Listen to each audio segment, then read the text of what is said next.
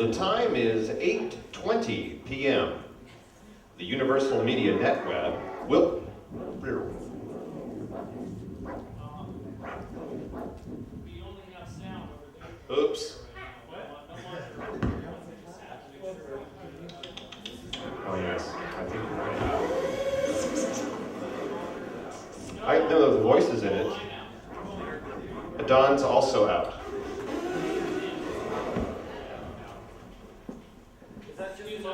Yeah, on.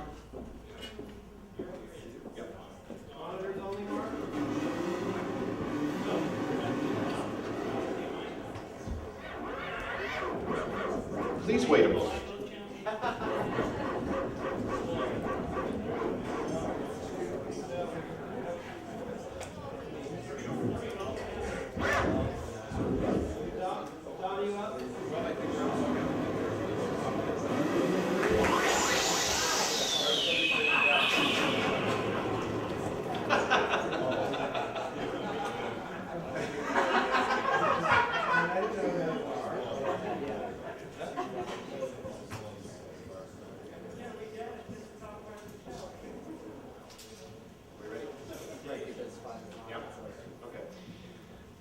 We'll try that again.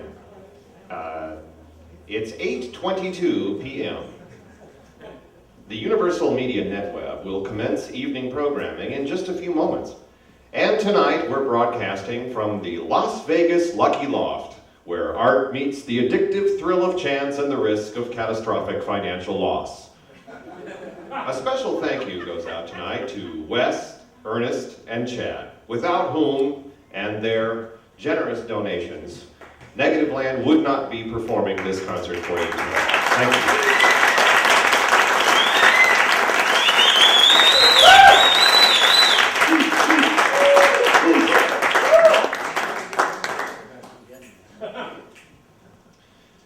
Now, when this is all over and you all go home, you'll realize that radio was all there was to see here. So, please feel free to enhance your listening pleasure by employing the complimentary blindfolds that were offered to you upon your entry to this concert, so that you may have spent $25 to sit in total darkness.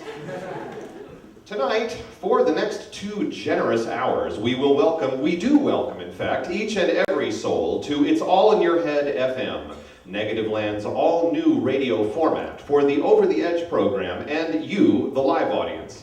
Tonight's program is presented in part by a grant from Faith Watch, a nonpartisan organization tracking misguided fundamentalist belief systems since 2001.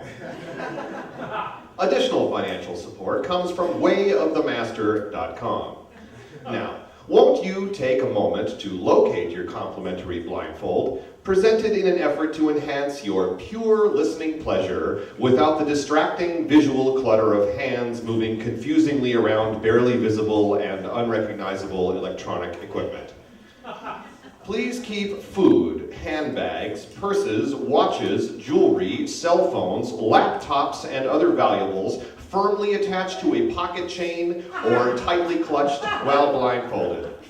No one doubts that there are thieves in this building, and anything lost or stolen due to your own blindness cannot be returned to you. When the on-air light goes on, please hold your applause and pretend you aren't here. And no pictures, please. This is radio. Special designer broadcast will follow in 5, 4, 3, 2, 1. This is deprogramming from... Good hello and welcome to It's All in Your Head FM. And whether you're listening by accident or design, stay tuned right here for the truth about truth. I'm Dr. Oslo Norway, CEO and President of One World Advertising, here tonight with Negativland to bring you It's All in Your Head FM, a specialty skeptical broadcast format from UMN. Now, as President and CEO of One World Advertising, it's always been my job to tap into the human psyche and identify its unconscious desires. Our recent report on religious preferences around the world speaks for itself. Since that report first blasted through the psychic landscape of America, the It's All in Your Head movement has, and quite understandably in my opinion, spread like an avian flu virus, even taking hold in parts of the globe as far-flung as, if you'll excuse the expression, Turkey. And that's the tip of the beak. What am I talking about? To put it simply, it's all in your head, and the headites who believe it endeavor to counterthink the supernatural monotheism of the world's religions in all their fundamental forms, and broadcast that counterthinking into today's heads wherever they may be. Whether you're online or offbeat, whether you're overseas or under your seat in this city of sin, you're still just in time because the last great wave of independent and helpless radio is about to wave goodbye. That's right, you heard me correctly, radio waves. Goodbye. But before they go, there's just enough time to send up one last shout outing for the old guy they tell us made radio possible in the first place, the good Lord God Almighty. Tonight, Negativland has joined together in pseudo-musical fellowship to spend the time we have left reminding the world that when it comes to God, just like radio, humans invented it. And it's all in your head.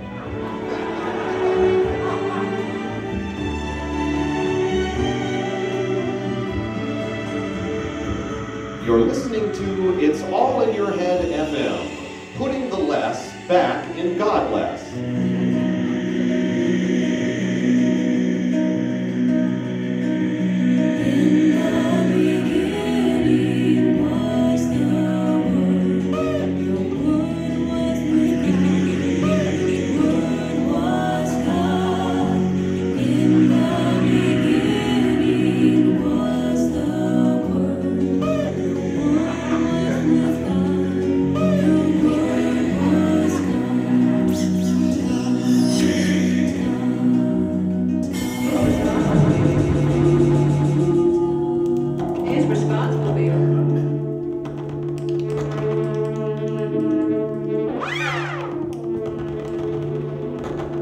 Unfortunately, in our world today, you hear all these different things about there's different ways to get to God. But Jesus himself said, I am the way and the truth and the life, and nobody gets to the Father but by me. In the matters of religion and belief and meaning, the deepest things that come from the deepest part of our beings, we reach to symbol, we reach to poetry, we reach to art, to try to begin to articulate what those things are. And I think that we have to acknowledge that we're in this realm when we begin to talk about those. And if we take the symbols and don't acknowledge that they're symbols, then we get into this trouble. If we try to make them facts, you mean?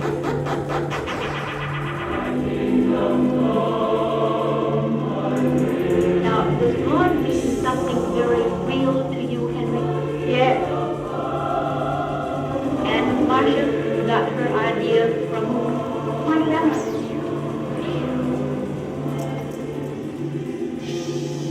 That 90 to 95% of Americans who believe in God, you can break that down. Not everybody believes in the Judeo-Christian God. There's actually a sizable minority who believe in sort of a higher spirit of some generic kind, not necessarily a personal being. When Stephen Hawking says we'll know the mind of God, he doesn't mean the Judeo-Christian personal God we can pray to. He means the cosmos as a whole. And to me, what really turned me around when I was a born-again Christian, that really challenged me, was the idea that there are so many different kinds of gods. So if you accept Christ as God's Son, he's either the way or he's not. Different kinds of gods and different kinds of gods. And sounds pretty exclusive. There are so many different kinds of gods. And if we do a show of hands of your listeners, how many believe in Zeus or these different kinds of Greek gods, well, they'll all be atheists. So the difference between me as a non-believer and them as a non-believer is that we've all dismissed all these other gods except this one monotheistic God. Clearly, this is a historical, culturally determined concept. Clearly, this is a historical, culturally determined concept. Christ is the only way. And we've got to think about epistemology, the way we know things, how we know things. Those who actually believe, accept, walk with him in faith, they are the ones that will be in heaven. The people that will be in heaven are those who have invited Christ in. I'm going to be there, are you? God and religion. Clearly a historical, culturally determined concept, God and religion is. The way we know things, how we know things. And how about you, Rudy? What is your idea of God?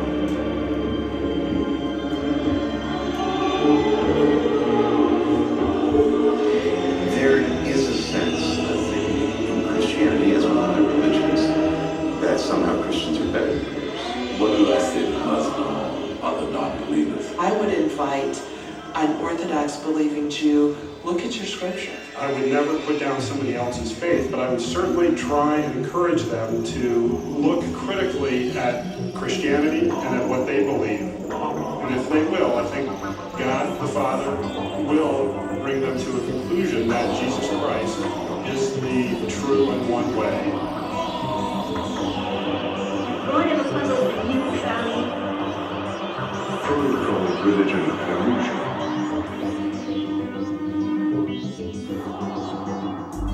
But isn't there a huge arrogance in all this, that God is beyond definition, beyond pitch and hold to describe him fully? Any definitions are provisional, and to say someone else's understanding of God is simply wrong. Spiritual arrogance. Well, only for those who are relativists. I'm not a relativist, I'm an absolutist. Freud claimed religion is an illusion, but our science is not an illusion. Darwin has shown us that we descend from monkeys. The Copernicus has said we are not the center of the universe. And Freud was saying, come down from your heights, human beings. You are not as great as you say you are. You have to save yourself from your delusions. You are full of sexuality, you are full of hatred and lust and envy. Face yourself. I am going to save you from those delusions. What does God seem like to you?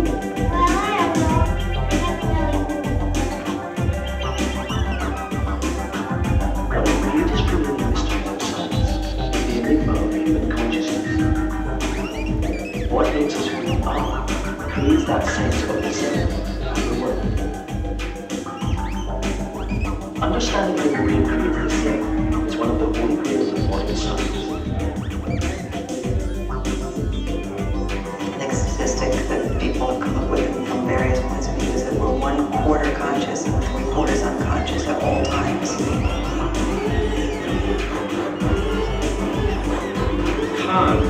Immanuel Kant, Bertrand Russell said, we don't know the intrinsic nature of the physical world. The intrinsic nature of the physical world is just revealed to us from the outside, from how it looks, from how every physical particle affects every other physical particle. But what's it like in itself? What's the thing in itself? Kant said, one natural speculation is that intrinsic nature of the physical world has something very deep to do with consciousness. This leads to what philosophers call panpsychism. I don't think panpsychism is, I agree on my own views. Consciousness is doing something special about human beings, and it's not everywhere. I mean, that's the cool thing about it. It's not everywhere. If it's a fundamental, it would be matter is everywhere. Electrons are everywhere. Consciousness decides in very special ways. Barclay would say, have you ever seen anything without consciousness? Well, that's true. But that's every time you see something, you're conscious. Well, that's right.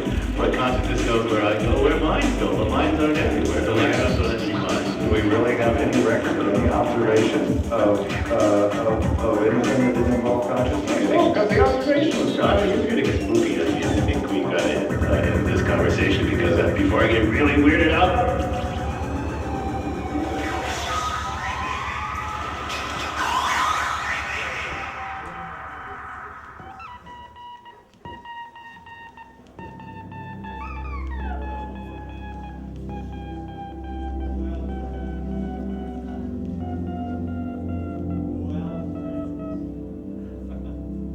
Well, friends, where can I begin? After reading One World Advertising's report on religious beliefs around the world, something in me just snapped. But nothing happened.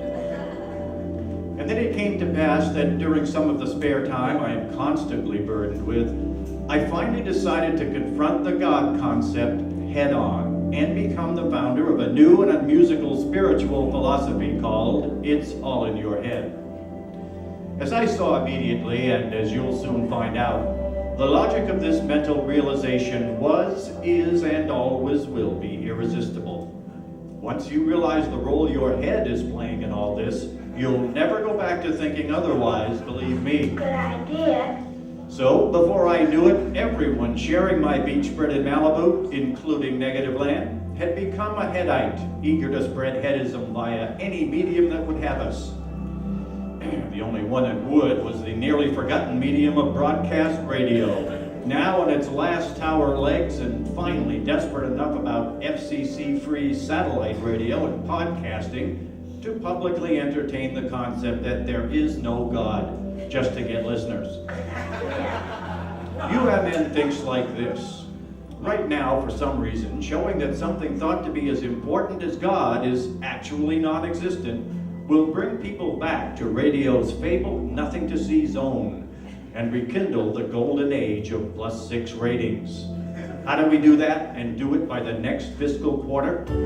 Well, Oslo, we're gonna do it by offering you the now nearly extreme likelihood that there is no supernatural patriarchal personage called God. Instead of that, Headites encourage increased funding for increased study of the human brain's neurological methodology, the metabolism of thought, and especially the unique organic mystery of human values, things like having a conscience and morality. Not to mention the neurological logistics of mental gymnastics past and present, used to symbolize this inescapable spiritual capacity that has typified our evolving human intelligence over the last 500,000 years. Yes, think about it. It's All in Your Head FM. Forever.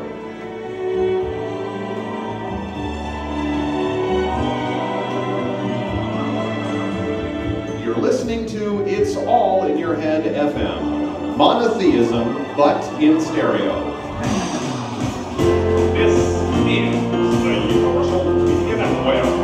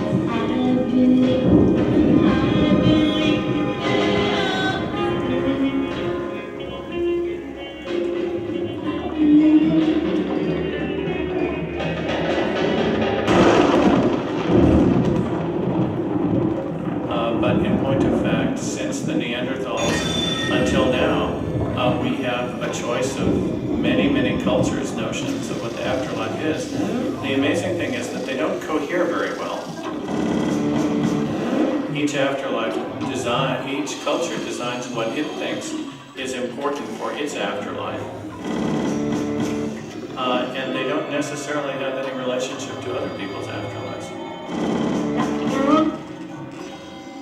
The funny thing is that Americans' near-death experiences confirm our notion, our relatively optimistic notion that we're all going to heaven. But if you look at near-death experiences over 2,000 years of history, you find that most often in the past they were fearful experiences in which people experienced going to hell. And when they recovered from it, then they changed their lives and became good religious people. What was your first idea of God? It seems to most Americans that we don't need to do that. Most of us think we're living just fine lives. Somebody up in heaven.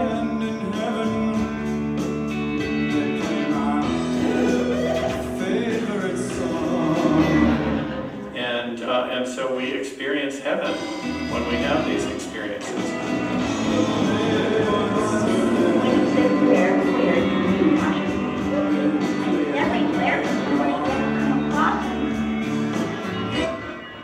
I think it's a normal part of the human mind that we do have these extraordinary experiences.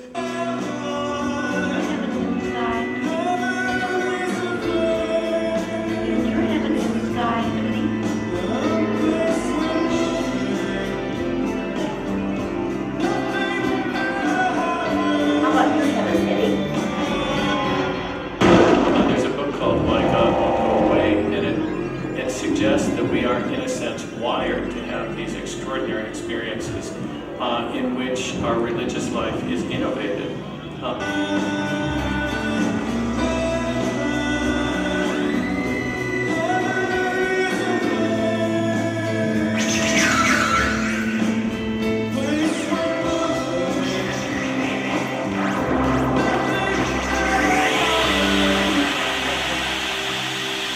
And we find new ways of expressing what the afterlife is about.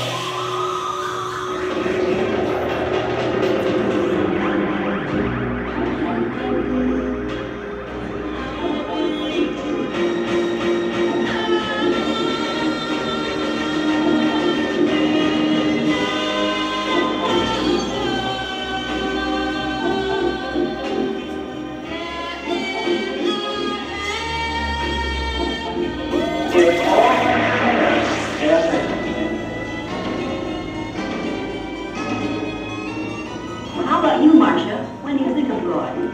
Oh, I don't think of him very much, I guess.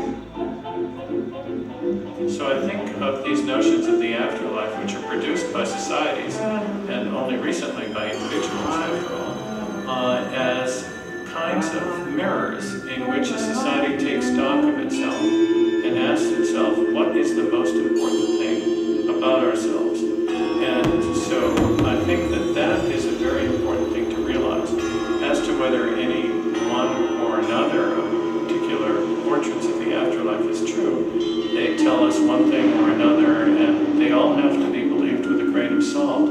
But the strange thing about fiction is that you can believe it entirely. In fact, you have to believe Hamlet entirely in order to understand what the play is about. So my feeling is that history always tells lies, but since this is fiction, we can safely believe it.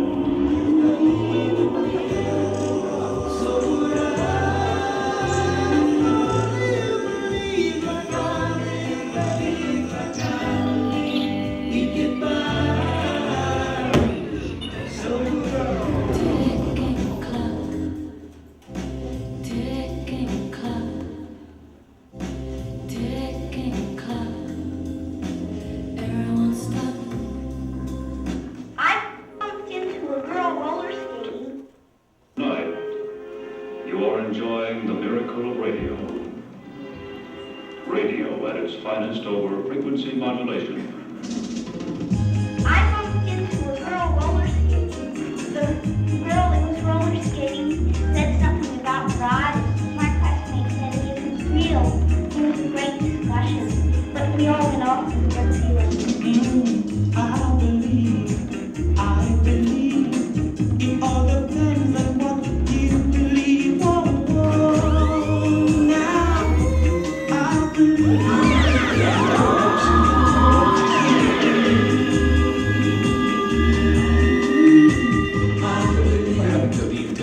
With my own eyes. It all depends on what you believe for.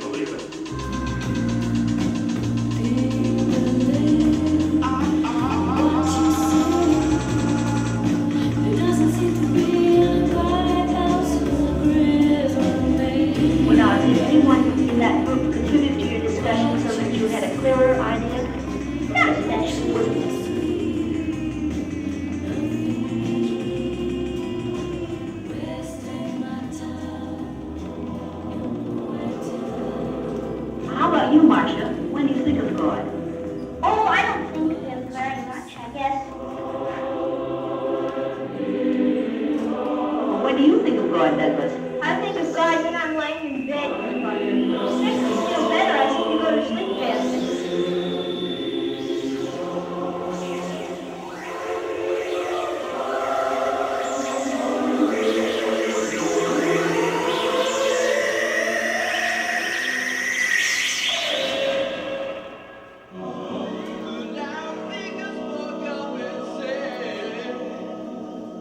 We all are in this cultural trance.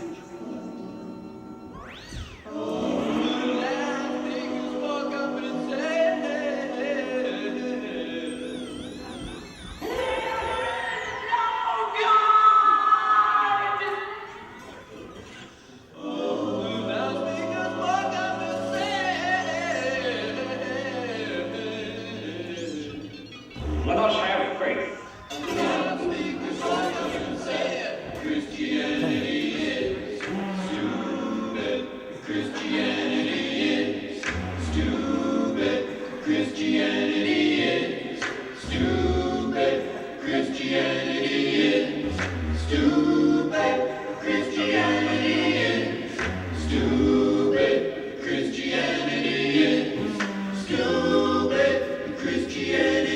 How about group or marriage between daddies and little girls? How about marriage between men and children? Anything allegedly linked to civil rights will be doable.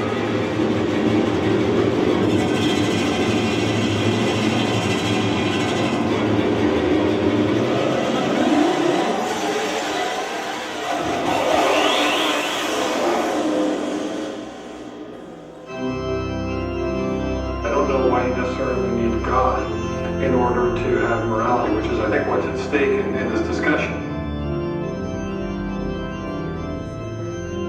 I'm a fan of Freud, I'm a fan of his arguments, but just because you wish that something is so doesn't mean that it isn't so.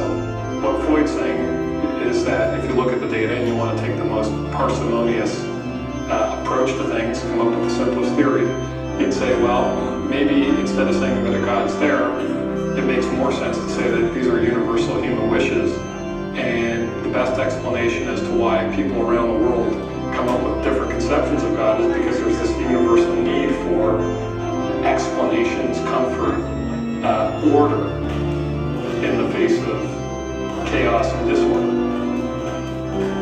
How can you believe something that you don't think is true? I mean, certainly an intelligent person can't embrace something that they don't think is true.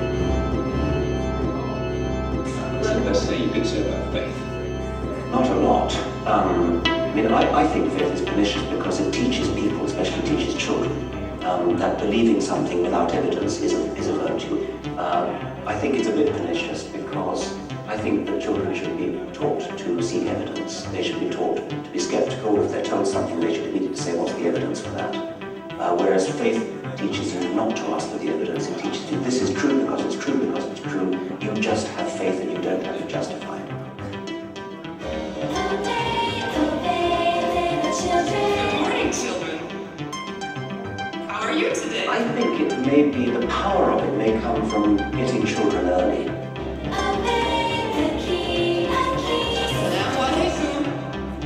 If you're taught from the cradle upwards that certain things are true, you're taught that it's a virtue not to question. You're taught that if you start to have doubts, then you must pray to overcome your doubts. You're taught that if somebody comes along to you with plausible arguments to the contrary, then that's probably the devil speaking. Children, obey your parents in everything. Oh, isn't it wonderful and great? Obey, little children. Good morning, children. Accept what is. Accept what authority says is true. It's a very cunningly planned, I'm not sure it's deliberately planned, it may sort of come about by sort of gradual evolutionary process, but it looks as though it's very cunningly planned to immunize children when they grow up against all departure from faith. Obey God's word today. Don't think. Accept what is. Accept what authority says is true.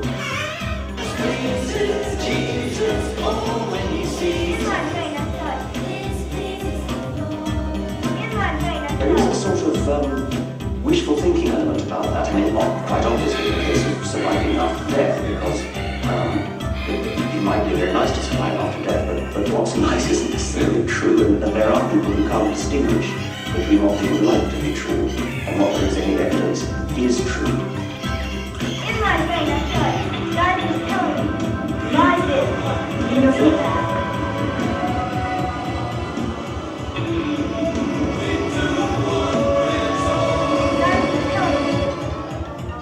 And that I think might apply also to morality, where people feel, I think wrongly, that you cannot have a moral society without religion. I don't think that's true, but even if it were true, it wouldn't mean that the existential claims of religion were true just because they make people moral. And as I say, I don't believe that they do make people any more moral. Freud showed that humans are not masters in their own house, that to some degree we are ruled in an unruly way by unconscious forces outside of our awareness. In my brain, I thought, God was telling me, buy this, in your do that. If you don't believe in God, then you're screwed. I mean, and that's not right. So that can't be right. What do you think of that?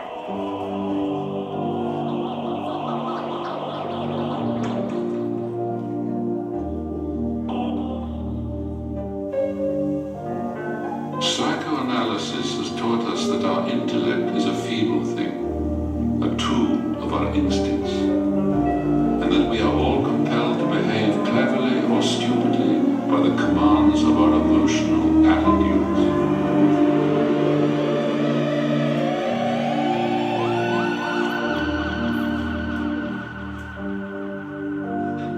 Of how we believe is that humans are pattern-seeking, storytelling animals. It is almost impossible for us to look out at nature and not find some sort of pattern and then tell a story about it. That's what myths and stories are all about, is giving some meaning to the pattern. Now the question is the pattern real or not? The one best method we have for determining that is science. And only in America would a conversation like this consistently be brought back to this need to prove God. Look, you can't prove it. Let me just say it as clearly as I can. There are no proofs of God. Whether there is a God or not, nobody knows. We'll find out, I guess, in the end. Well, you don't have an answer. But in the meantime, as storytelling animals, we continue to spin stories about our world, and the scientific worldview is our story for today. Well, you don't have an answer. Well, now, do you think that the scientists know all about this feeling of God? We're 1/4 conscious and 3/4 unconscious at all times. Well, you don't have an answer. Feel it in your head. Well, you don't have an answer. Well, that's because God made it that way. Feel it in your head. We have learned to take personal testimony at face value. When somebody stands up and offers searing personal testimony of some awful personal experience or some alleged abuse, we're not supposed to question that. We're not supposed to seek evidence of that. We're not supposed to cross-examine the person who's testifying because that's considered another form of abuse. We're supposed to take that at face value. And there's a lot in the culture that encourages us, I think, to confuse passion and apparent sincerity of belief with truth. I believe that Jesus Christ said, I am the way, the truth, and the life. Now, if I am a follower of Jesus Christ, who am I to say that I'm not going to put myself under the authority of the teaching of Jesus Christ? It's not arrogance, it's submission to the lordship of Jesus Christ. I know that in a modern, relativist, syncretistic age, the exclusive claims of the traditional Christian faith jar the ear.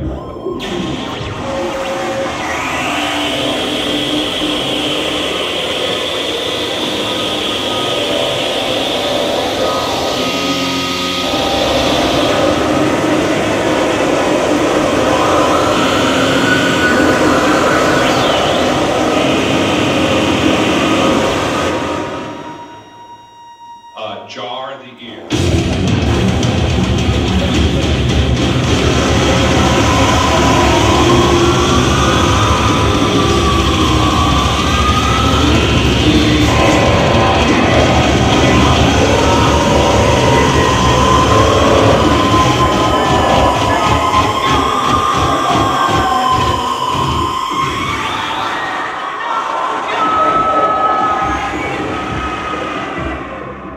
Jar the ear. But that doesn't make them wrong for those who are loyal followers of Jesus Christ. And I know a lot of scientists believe in God, but still others don't.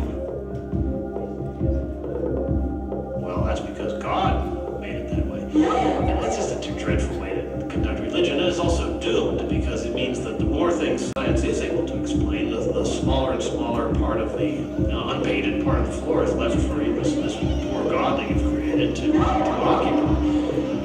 That just seems silly. It's the path that one is drawn into when you start trying to use nature to prove God's existence.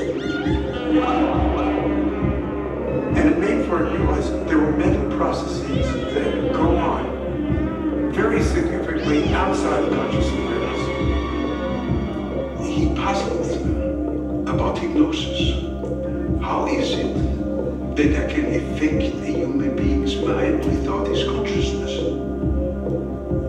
What goes on here? That there's a powerful influence without the knowledge and the cognition of the patient. It was dogmatism that split us in the first place in the 16th century. It's dogmatism, this whole notion that there is a truth, that is the truth, that is the eternal truth, and the unquestionable truth. We learned at the end of a telescope that it got us nowhere. Well, the problem with fundamentalists is if they're not having a good time, they think that everybody else should be having a good time. That in order to really have a mature spiritual life, you have to move beyond God as the parent is God. I think it's almost inevitable that you start out there as a child because that is your model of an authority or a caregiver or a prophet. But I think if you're really going to become a thinking person of faith, you have to realize that that's a childish vision of God, the best you can do at a certain point, and then you have to move beyond that to something way different than your daddy. Yes. How do you do that? Take pictures of people's brains while they are sleeping. It ain't necessarily so.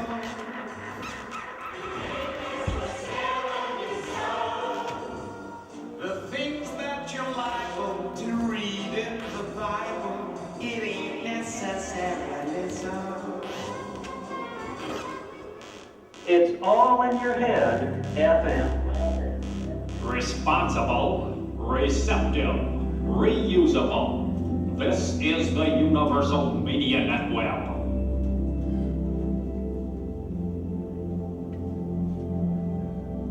Dr. Oslo Norway here. In order to counter the misguided persistence of the supernatural God concept, we have embedded It's All in Your Head FM inside show business itself. As an advanced jock trooper, single-handedly attempting to point out monotheism's cosmic misconceptions from here, inside media's herd of electronic sheep, where we can shear through the lip-serviced faith in unsupportable supernaturalism that forms the foundations of all present civilizations as we know them.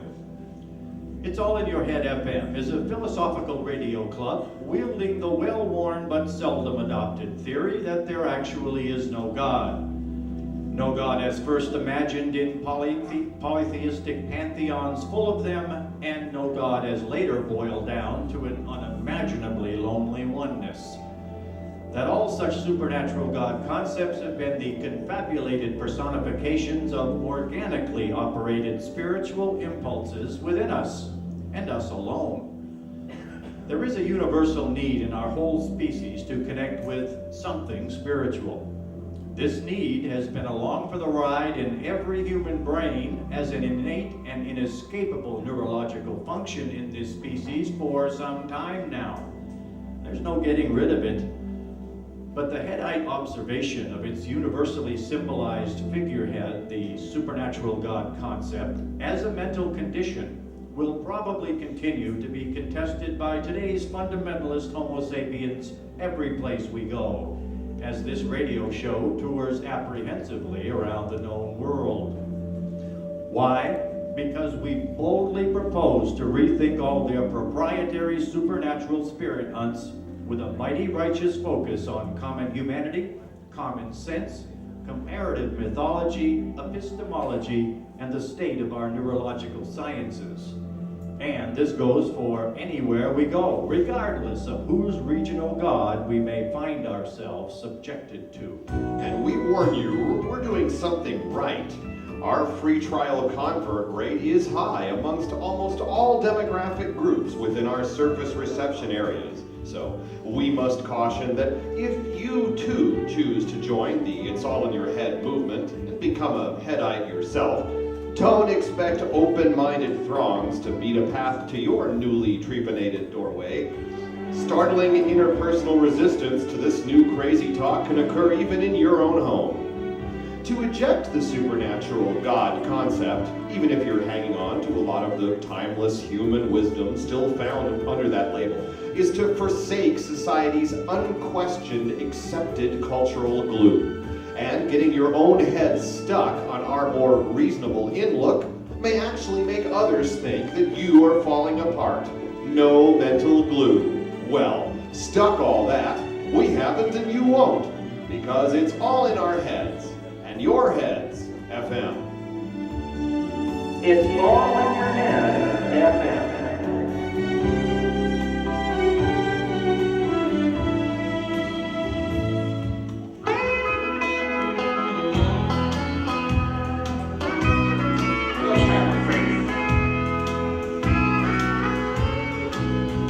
Listen with me to the mighty wind that goes.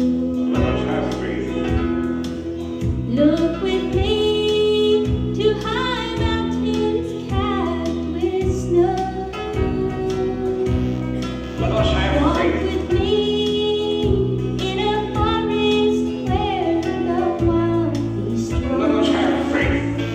And then tell me again there is no God.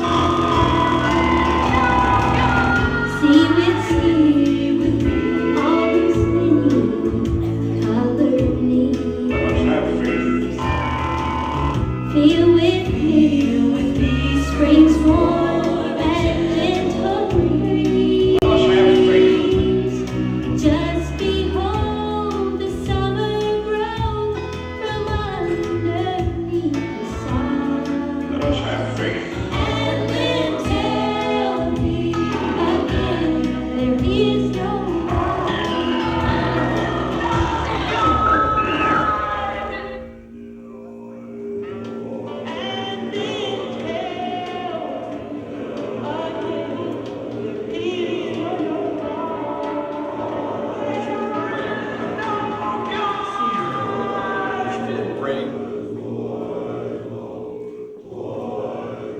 Everyone has heard of a heart attack, but what about a brain attack?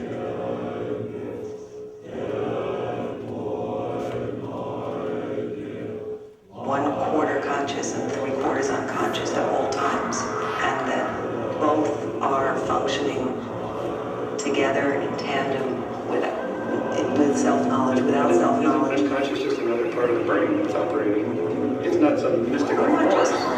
No, it's not a mystical force, but it's unconscious. We can't know it in the same way. People experience connectedness to the world and to others and have these transcendent emotions. But does that say anything about the existence of the supernatural, or is that just a phenomenon that we as human beings experience? Researchers who study intelligence and different human capacities, the big hot new area is to look at the of the emotional on the intellectual and to see how much those two processes go together. I mean, a naturalism is my philosophy, that all phenomena have natural explanations. There is no supernatural, there's just the natural and stuff we can't yet explain. What's very curious about this period of time is you've got this mixture of things. You have, on the one hand, this hunger for meaning and embracing meaning. You have a whole movement in our culture that's rejecting even the possibility of meaning. This is called postmodernism, the idea that not only do we have our original stories, but there's nothing but stories. There is no truth ultimately. There are just fabricated stories that we create our own realities by the stories that we tell ourselves in our cultures.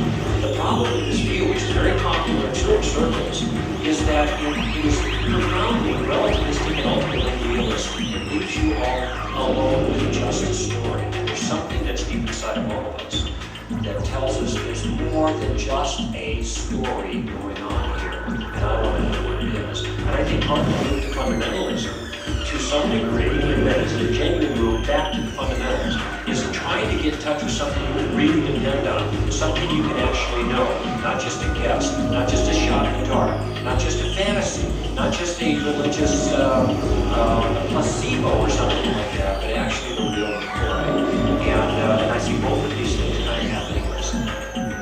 Well, I have to disagree with that. Obviously, I don't think there's any God in it. If you want to have meaning in your life, it's up to you to give meaning to your life. It's not to your experience. We're all trying to do it together. I'm not claiming that people who don't believe in God have an empty experience. I'm saying we all have this hunger, and I'm trying to explain where does the hunger come from. And I don't think the hunger is just a kind of a dead-ended hunger to create our own significance. I think most of us realize that creating our own meaning for ourselves is just too small. We have an awareness there's something much bigger than that. But if you're going to be honest, it's not just reasoning your way into a position. In reality, I think most of us arrive at most of our beliefs for non-rational reasons. And then we justify them with these reasons after the fact. Well, as a psychiatrist, I think that we are primarily beings of feeling more than of thought. And I think that most of our decisions are made on the basis of what we feel instinctively.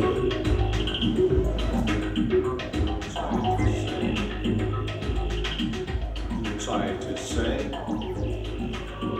The concept that our conscious brains actually have receptors that both respond to prayer and also lead us to sense that a presence is with us at particular moments. Our medical technology allows us to track the area of the brain as it lights up with electrical activity. The notion here is that we, not God, are in effect creating our own response unwittingly, thus tricking ourselves into believing it is coming from elsewhere. The human brain continues to change. One explanation for why people have these experiences, a sense of a presence in the room, a presence of God or aliens or ghosts or lost loved ones that have died and come back to visit us, is that the left temporal lobe coordinates all the brain modules together into a sense of self. We all feel like a single person. I don't have multiple people in me, I'm just one. And by messing that up, by bombarding the right temporal lobe, what Persinger does is he creates a sense of two selves in the brain. The brain is not capable of sensing two selves, so it senses one self and another self in the room, another presence in the room.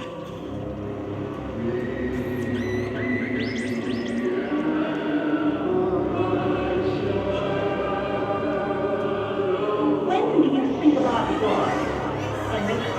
Well, I think of it almost all the time, consciously or unconsciously, but especially think of it when I get into trouble.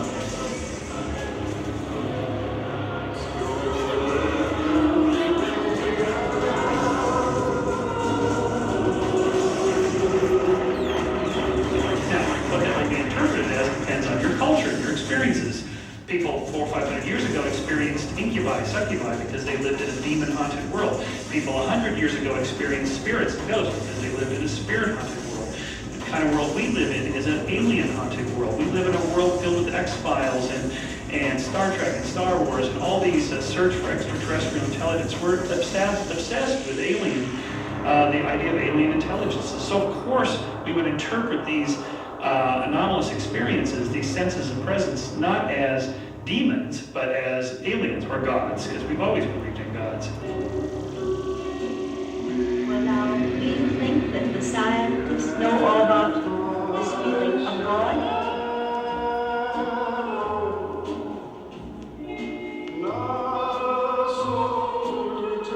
Some people don't believe in God and some people do. And I don't know, it doesn't seem like there could be a God.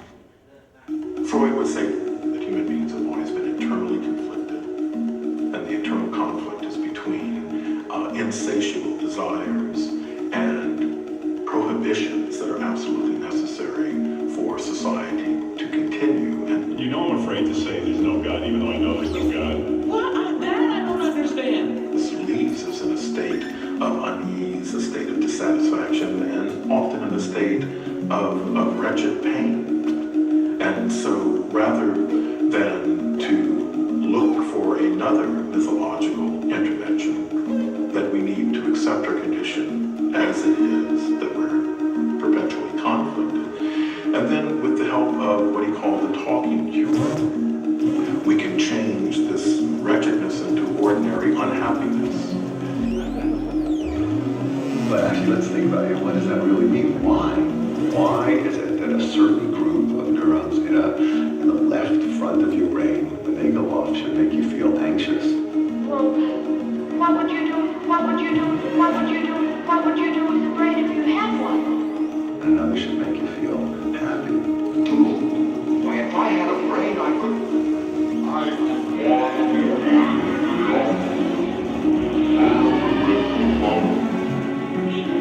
Then the scientists know everything about you, and they don't see anything unreasonable about your body that would make you think that unless it was just a legend or something you believed in it. So then that makes it more reasonable that there isn't a God. In another part of your brain, we have, absolutely no idea of what's going on, why that is true. What we think occurs is that a given group of neurons, nerve cells in the brain, firing, having electric impulses at the same time, corresponds to a particular sensation or feeling. And it's a map, so somehow or other, we're able to translate where neurons are firing. One's on the left, one's on the right, one's a little next to it. We have those, let's say 13 neurons all firing. That means I feel good. But how does that get translated into sensation? And that's something that we want to understand, and we don't yet. So that's a big problem. And how much of your brain is involved in a given thought? Is it one little spot in your brain? Or when you have a thought, it's a lot of different places in your brain all contributing to that thought.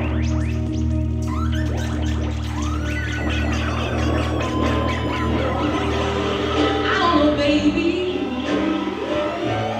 Maybe it's all in my mind.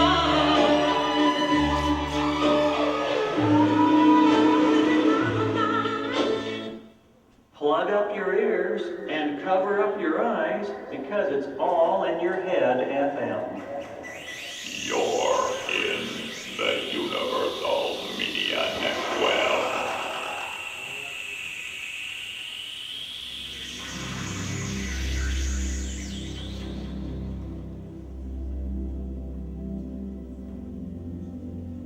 This is It's All in Your Head, FM. And we now turn our head and yours to Viewpoint, where members of our listening community air their faith-based opinions on a variety of topics. Tonight's Viewpoint is from Dr. Harold Camping. Good evening. I'm Dr. Harold Camping of Family Radio's Open Forum with an opinion. Yes, millions of years ago, it was just a big bang in space. No one knows what caused this big bang, it just happened. And from this bang issued this huge rock. And on top of the rock was found a sweet, brown, bubbly substance. And over millions and millions of years, aluminum crept up the side and formed itself into a can, and then into a lid, and then into a pull tab on top of the can. And then millions of years later, red paint, blue paint, white paint fell from the sky and pulled itself into the words, 12 fluid ounces, do not litter. And you say, what are you doing? You're insulting my intellect. And so I am. Because we know that if a can is made, there must be a maker. And if it's designed, there must be a designer. To believe the soda can happened by chance is to move into an intellectual free zone. It's to have an echo when you think. It's to have brain liposuction. Think about that the next time you're enjoying your soda.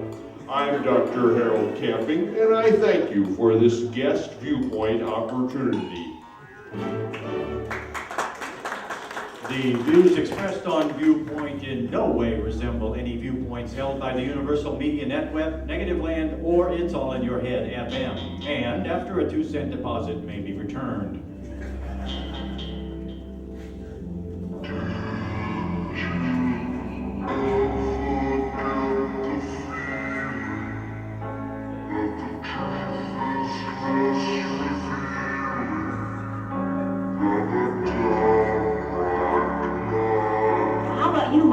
What do you think of God? Oh, I don't think of him very much, I guess. The human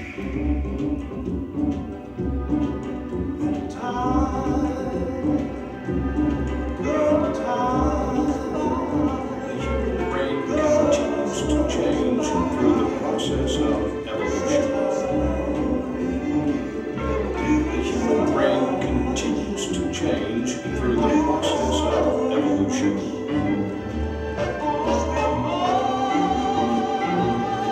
Scientists say the brain has evolved about as much as it ever will. We Christians don't call it evolution because we believe it isn't something coming up out of blind nature, but something coming down from the world of light, power, knowledge beyond all measure. The brain is shaken inside the skull.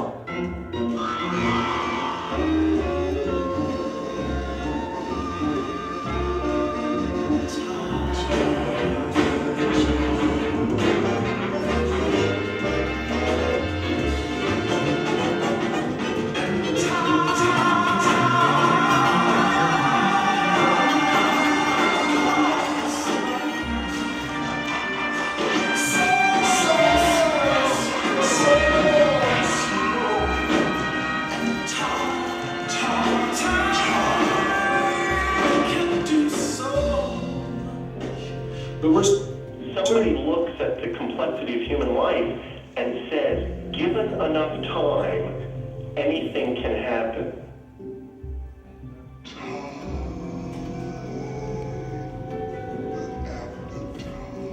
Another looks at that and says, given enough time, anything can happen. Another looks at that and says, a complex design like this, I wonder if there was a creator or a thought designer behind this. Are you familiar with the little quip that 1,000,000 to 1 odds happen 8 times a day in New York City? It's the law of big numbers. There's enough stuff happening out there. There's enough particles, there's enough forces, the sun is burning, it's putting energy into the system. Of course we generate complexity out of chaos. This is called emergence, the principle of emergence. Out of chaos emerges complexity without any designer at all. All you need is energy put into the system. That's it. It just happens spontaneously. Now, as pattern-seeking animals, it's impossible for us to think it can't just happen. There must be somebody behind the curtain pulling the strings. Behind the curtain pulling the strings. Somebody behind the curtain pulling the strings. But there isn't. But there isn't. The brain has evolved about as much as it ever will.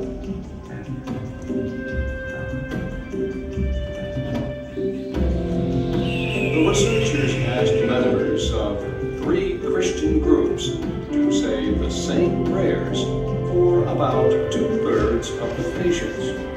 The findings show that prayer had no effect, but engineered bladders have worked well.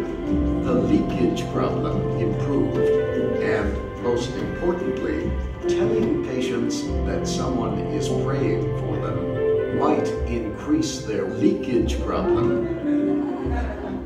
So, I'm only one of the many Darwinian biologists who believe we understand the meaning of life. What the meaning of life?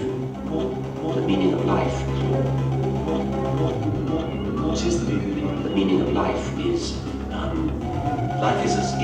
is a series of machines which are programmed to propagate the instructions that build them, the hereditary instructions that build them. And so that's the biological meaning of life. I hasten to add that's not, of course, the meaning of life for you and me. Love and family life and activities we do, and it's right, I take all this listening to music. But the reason you're in the world is the biological meaning. Given that you're in the world, then you can make life mean whatever you want it to be.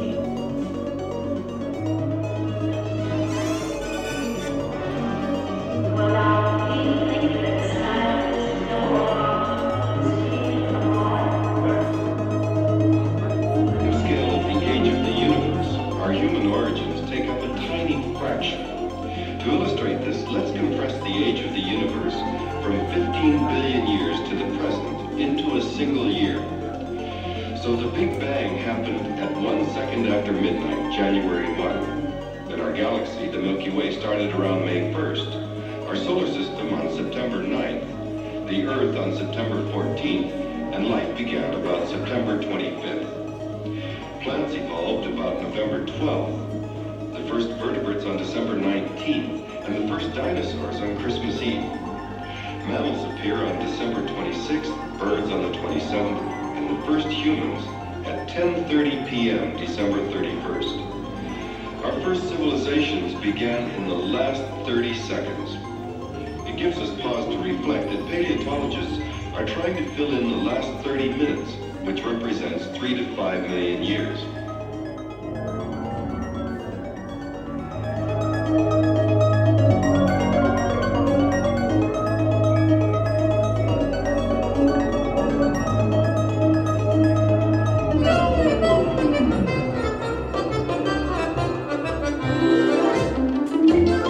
Once again, it's time for Wildlife Tonight. Dr. Hosler, Norway here with a shocking remote from Wildlife Tonight. Right now, we are going live to Wildlife Tonight's Buck Logic over at the Las Vegas Zoo, where Buck is going to demonstrate why there never was any Adam and Eve. Buck, are you there?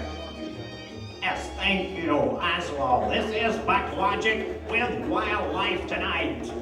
And where could you find more wildlife tonight than the Las Vegas Zoo? We're here at the zoo's new Stinky Monkey House, a generous endowment from the Simeon M. Stinky Estate, makers of Stinky Shoe Stretchers. And here with me is Chuck, the night shift monkey man at the Las Vegas Zoo. Is that right, Chuck? Well, yeah, something like that, I guess. Well, we appreciate your letting us in after hours to do this, Chuck, and if you're ready now, please bring in the monkey. Before we start, are you sure that we can do this? Yes. I don't want to lose my job. Yes, I checked, Chuck, and the whole city council is Darwinian. All right. And here he comes with a chimpanzee. We'll do it right on the table there, Chuck. Ouch. Careful. Get him up against the armature. That's right. Tie those straps securely. They can take your face right off. So what we're going to do right here on Wildlife Tonight is shave all the hair off this chimp from face to feet. Chuck is now spraying the restrained chimp all over with Gillette's new Tough Guy shaving gel. And we're going to begin shaving this chimpanzee's entire body clean queen of all hair. I believe this is another exclusive for Wildlife Tonight, and it's all in your head FM. Although, I must confess, I don't see why no one has done this before. And now Chuck is, not too fast there, Chuck is rapidly shaving the chimp's body now. Seems to be a little discomfort, but come on, we've all been shaved, doesn't actually hurt that much. Now we're seeing some skin here. We're doing this full-body monkey makeover for the first time anywhere because I'll bet none of you listening out there have ever seen a shaved monkey before in your life. Think about it. I'll bet never before. And you know what? There's an important reason why you've never seen a shaved monkey before. And it does not include protecting the dignity of the animal. That's just an excuse. No, you have never been allowed to see it because it is a shocking, almost unbearable testament to our own intimate link with animal evolution. And the chimp appears very angry now. He's strapped in a standing position to a sort of crucifix-style armature on the table there, trembling a little under the restraints. Be careful there, Chuck. Poor thing. Yeah, you know, I'm having a hard time with some of this thicker body hair. I gotta switch to something else. My Chuck is now going electric for that thick back hair. By the way, what's his name, Chuck? Well, this isn't a boy. This is a girl. We call her Cherry. Cherry? Yeah. Well, cute breasts. Be sure to get all around her private parts, too. I want a completely shaved monkey. I'm trying. I know. It's not so easy doing this. Wow, that makes her very angry. She doesn't like that at all. Well, we're sorry we have to put this innocent chimp through this, but it's simply necessary to create a greater good for all of us. Sort of like testing cosmetics on them. Chuck's using a jumbo Gillette Protect Tough Guy razor system on Cherry. Perhaps it should have been a lady Protect, but seems to be working just great. From first shave to last, always a smooth shave with Gillette. And in Cherry's case, I guess this is her first and last shave. But when this chimp is entirely shaved, everyone will see for the first time why we are truly all brothers to this sister under the skin. Now Chuck is finishing off her face and neck. Just leave a head of hair like us, that's all. No mustache, it's a girl. Great, that's it. And here comes the hose. Rinsing her off now, and there you have it. Look at that, amazing. Creepy, but amazing. That's it, get her out of those straps there. Turn her around. Keep turning her, Chuck, that's it. Keep turning her. Amazing, truly amazing. She looks just like my kid. Yeah, I realized this at rehearsal. Once you see a monkey's full frontal bare skin anatomy, something we have never been allowed to see, it's so strangely like our own anatomy, just different proportions in the parts, but all the same skeletal and muscular structures. It's like an organic revelation. All right, Chuck, you can remove the shaved chimp. A wonderfully telling demonstration, thank you. And don't worry about Cherry, we have a little skirt and sweater for her. Well, what can anyone say? Truly a Wildlife Tonight revelation, and for God's sakes, what more need we be? And that's it. Nature's clock is ticking. Thanks to Cherry the Chimp, Chuck the Monkey Man, and the Gillette Shaving Corporation. Now in your face with the Protect Maximus 2 Jet Shave System. I'm Buck Logic. Now back to Dr. Oslo, Norway's brain, and it's all in your head, FM. That's it for Wildlife Tonight. Thank you, Buck and Chuck, and good luck. Tune in to Wildlife Tonight next week when we will broadcast live from the Roy Horn Memorial Tiger Sanctuary. As Buck Logic is lowered himself into the sanctuary to prove his theory that there is no God to protect him. Much more to come from It's All in Your Head FM, so please stay tuned.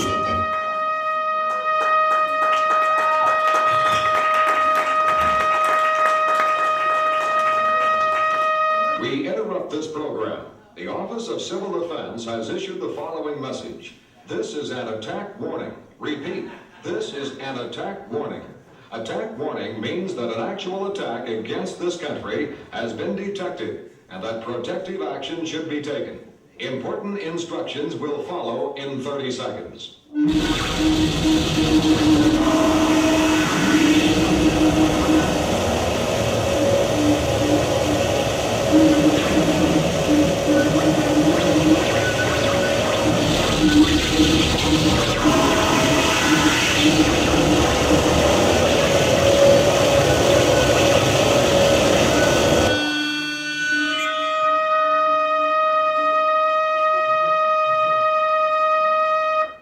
We interrupt this program. The Office of Civil Defense has issued the following message. This is an attack warning. Repeat, this is an attack warning. Attack warning means Attack warning means that an actual attack that an actual attack against this country has been detected. God, I got all this mucus. God damn it, I got a blow in my nose.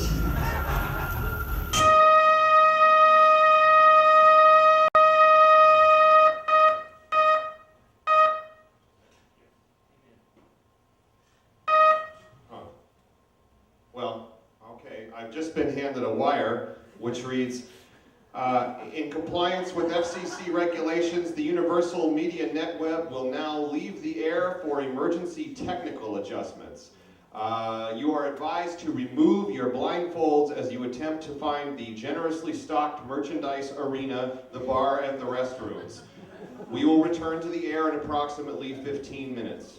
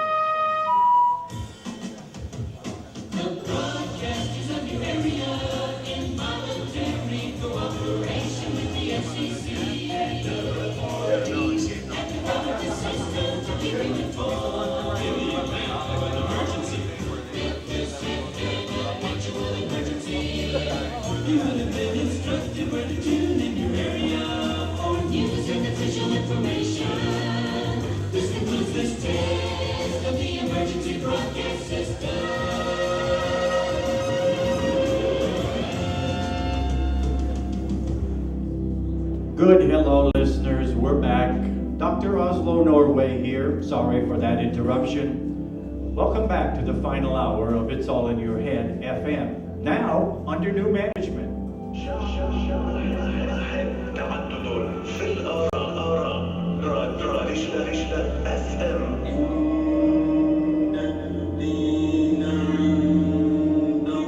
You're listening to It's All in Your Head FM. We're all Mohammeds now. God is perfect. God is perfect. God is perfect. God is perfect. God is perfect. God is perfect. Islam. God is perfect. Islam. God is perfect. Islam literally means surrender, to lie down in peace before the will of Allah, the one God. But the intent of Islam is to create justice in this world, to unify the temporal and the spiritual. God is perfect.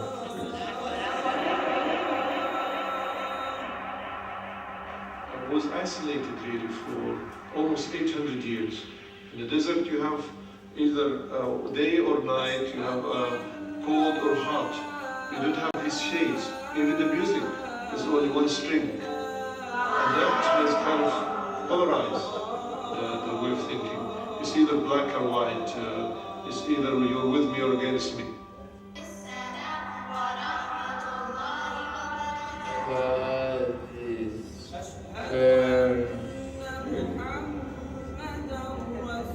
Islam.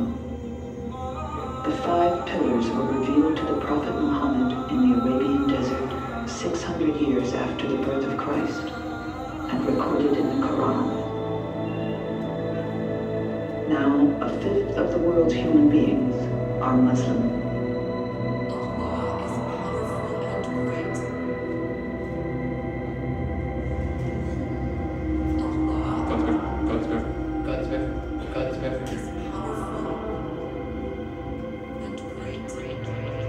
All Muslims are haunted by texts.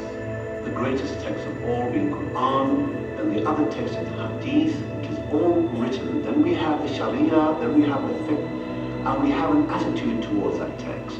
It is a very controlled attitude. We call it tafsir, we call it exegesis, we call it commentary, and the fuqaha, the religious scholars, have the right to actually comment on it.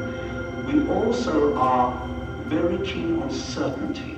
Now, not many Muslims can handle uncertainty, doubt, and even question whether God even exists. Now, one of the great Islamic scholars, Al-Ghazali, did ask that question back in the time of the height of Islamic civilization. And I really gather, somewhere or other, we've got fossilized. We've got to think about epistemology, the way we know things, how we know things. We've got to think about even engaging with philosophy. We've actually sidelined philosophy for theology, and we need to rethink those things in terms of identity in the modern world. Now, we must be careful.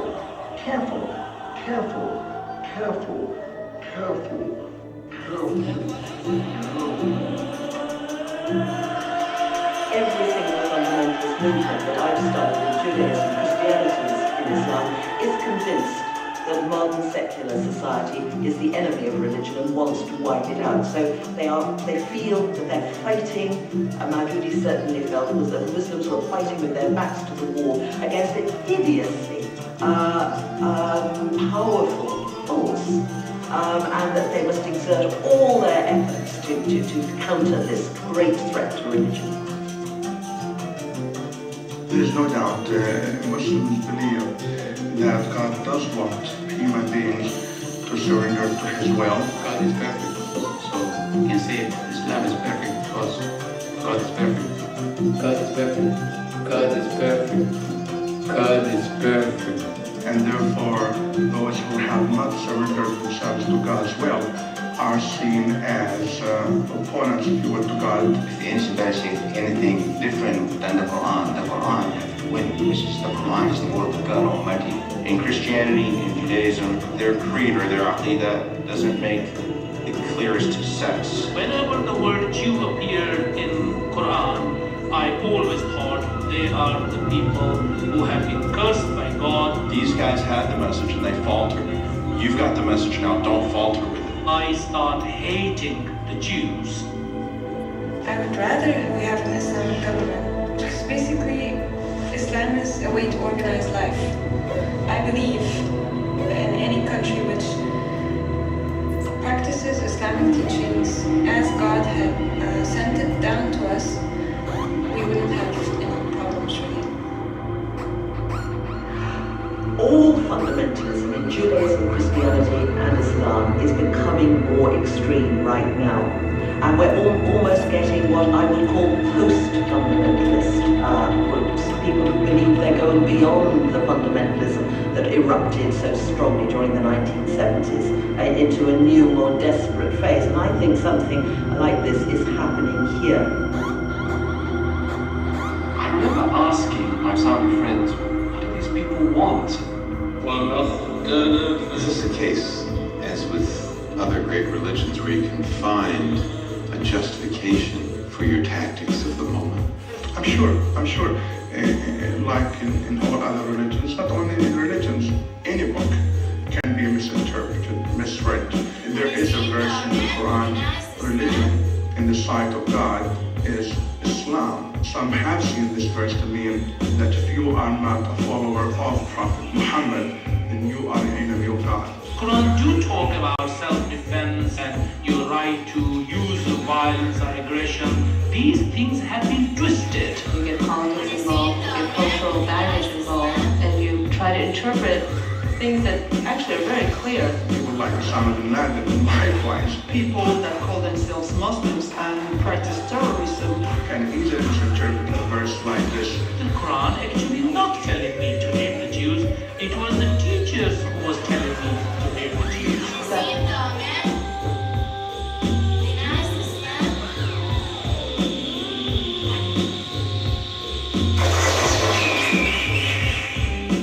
Al-Qaeda is trying to do two things. They're trying to issue a wake-up call to Muslims saying, look, your entire religion and the Ummah, the Islamic community, is under threat, and therefore it's your duty as a Muslim to rise up and resist this. And they're also trying to strike a blow of revenge. On my orders. Revenge. On my orders, the United States military has begun strikes.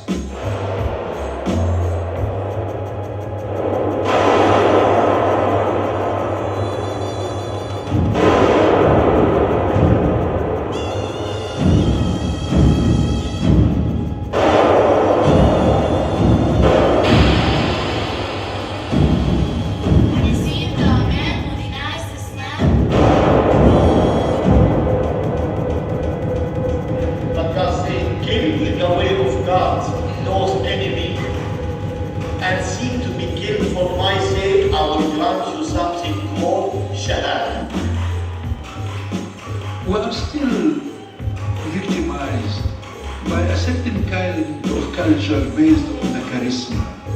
You become martyr. The savior. Martyrdom is what you want. The redeemer. Do the effort. The one-man show. Clean your intention. The one party.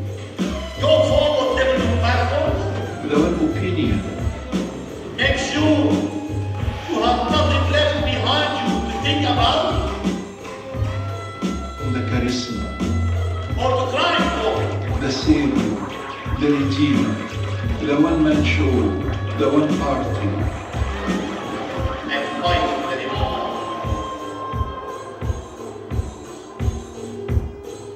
Allah is powerful and great, much more than beasts and men.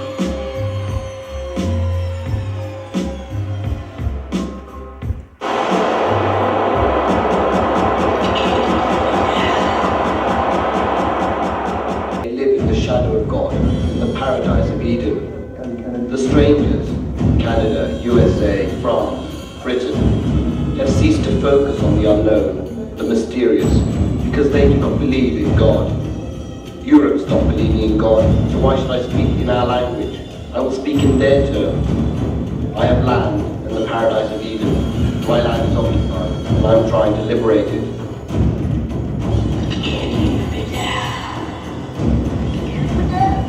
You infect my world with your presence. Muslim, love thy neighbor nonsense. You know, if you read the Quran, really read the Quran, and if you learn about what's going on in Saudi Arabia, about this one-handedism, it is there to wipe out everybody unless you become one of them. So if that happens, if it's about another nuclear bomb, we're going to bomb Mecca, we're going to bomb the most religious places. This is a holy war.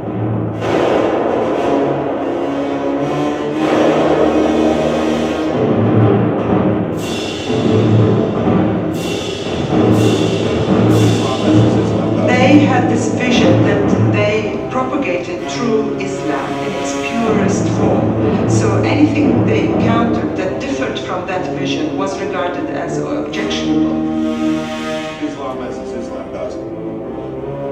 Islam as Islam does. Our Constitution.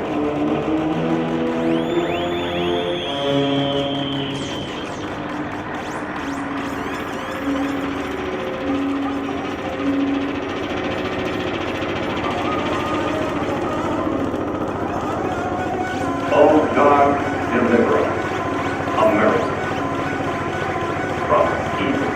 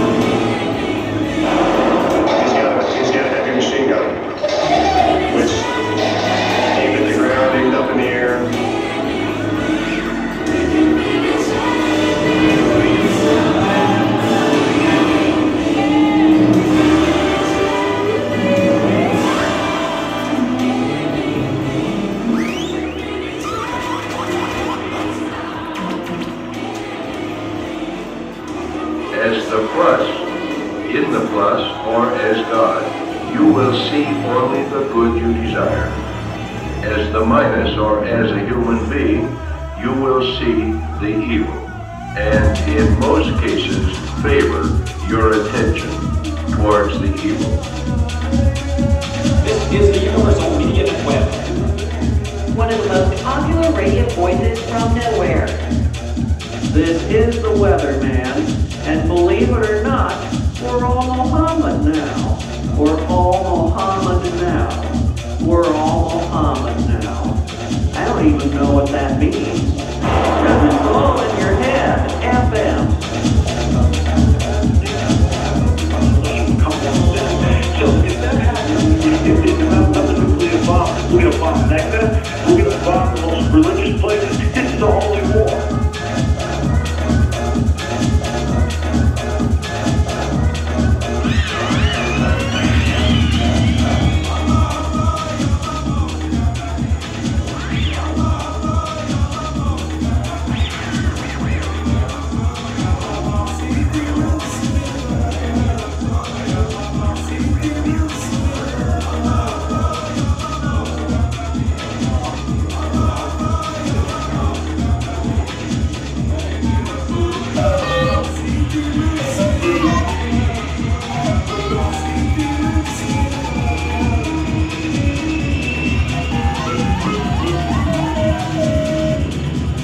Were you ever puzzled about God? Well, I've always been puzzled about him because, airplanes have been flying pretty high and we haven't come across them. And the Lord saw the tower which the children of men builded, and he was displeased, saying to himself, This thing is not good.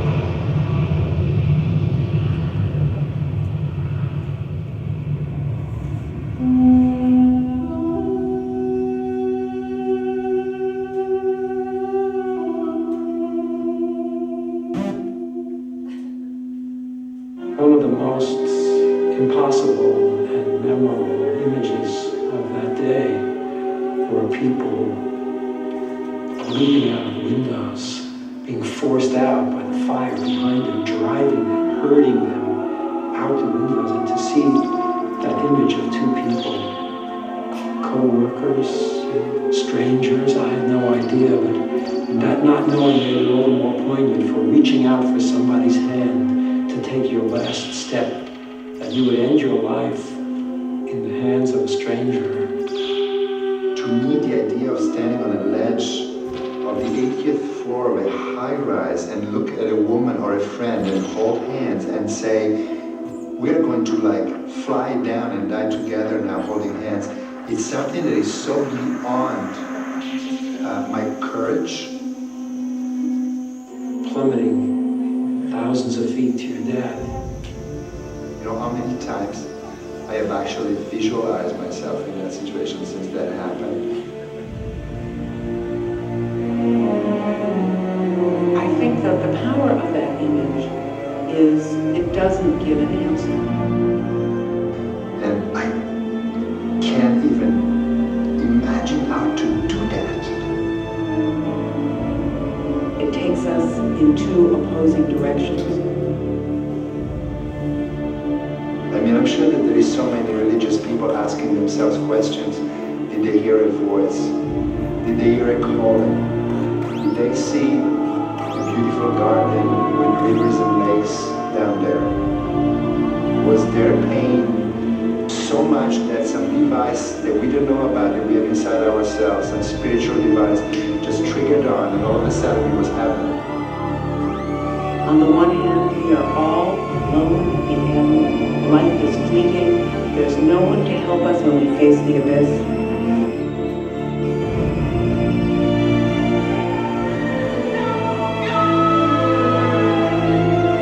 And there wasn't.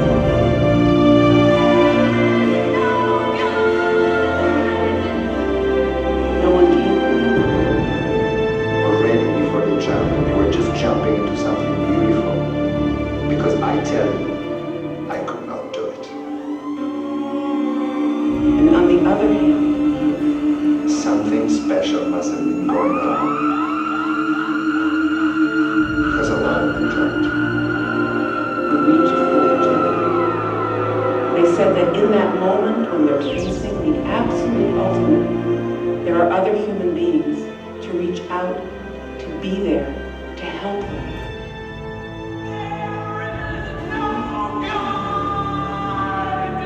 To help us. There are other human beings. There are other human beings.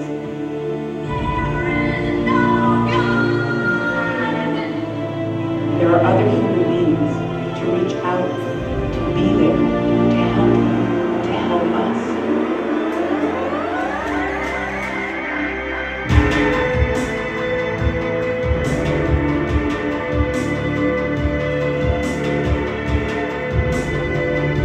Well, you feel closer to God when you're indoors or out of doors? PJ? Indoors. Why do you think that is, PJ? Because I feel much safer than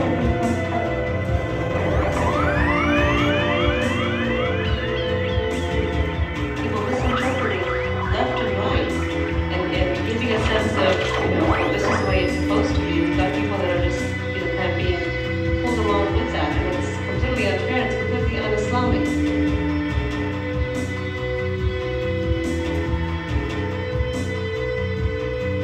It's almost like a sort of nihilism here, as though fundamentalism is moving into what we call an antinomian phase.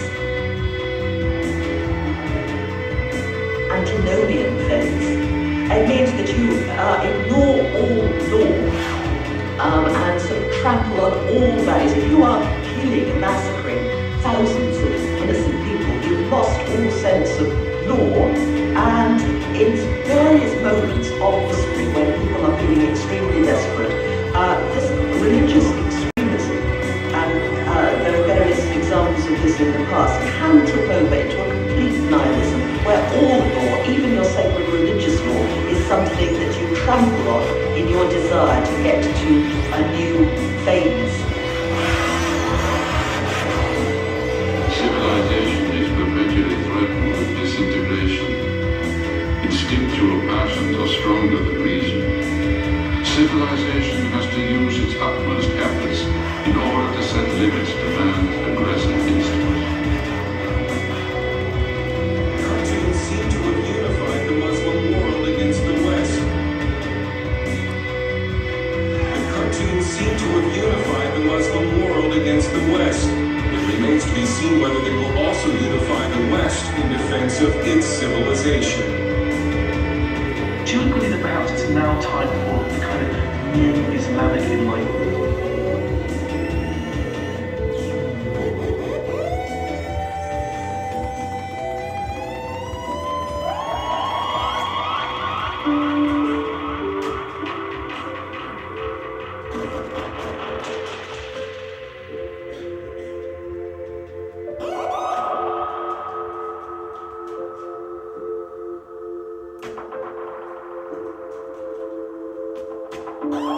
Let us have faith. Let us have faith.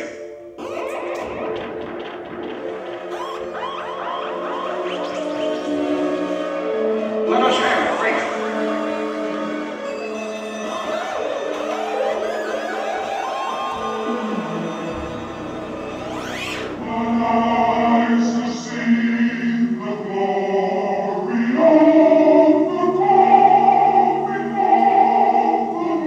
Let us have faith.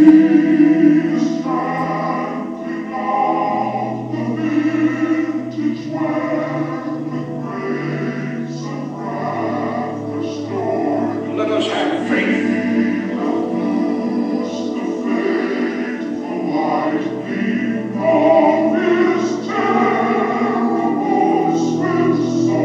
Let us have faith.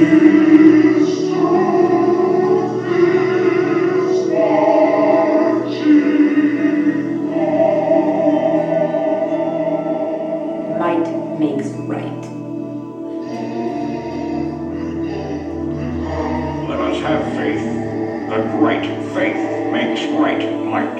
Not makes it right. Let Let us have faith that right faith makes might right. Well-nigh perfect, but a little firmer in this faith you're trusting, meditation. Let us have right faith that makes faith right might. Right might makes faith might. Right. Let us have faith that faith makes might right. I like that practically with one last thought. There was a note of pleading in that last seemingly. Right. And make it more a positive statement of your being. Take 5. Let us have faith that makes might right might. Up a little more, just a little more purpose. Let us have faith that right faith makes might mighty right. And just a little quieter expression of your faith, not quite forced to project it. Let us have right faith that makes us have right might that makes might right. That was very good. Show me where you are. I'd like to take one more go around. Let us have faith that faith might make might right might that might make might right. Once more, please, with the thought that you're completely confident of your trust in divine providence and you're very firm in your faith in the end. Shall we try this? Right. Let us have faith that makes faith might right faith that makes us have right might that makes faith right to the end. Just the last faith in probe upon a little. That's right. The more flow right there. Right. Let us have faith that right faith makes might mighty right. Faith makes us right. And in that might, in that right, have faith. Let us have. One last time, the whole section 5, so you get a momentum up. Right. And give me a finale that is a little more conscious of being a finale. In other words, not projected, but a little firmer in this faith you're trusting. Maybe try it one last time. Sorry. Let us have faith that mighty faith makes us mighty right. And in that right faith, let us have mighty might, that faith makes mighty right might. Perfect.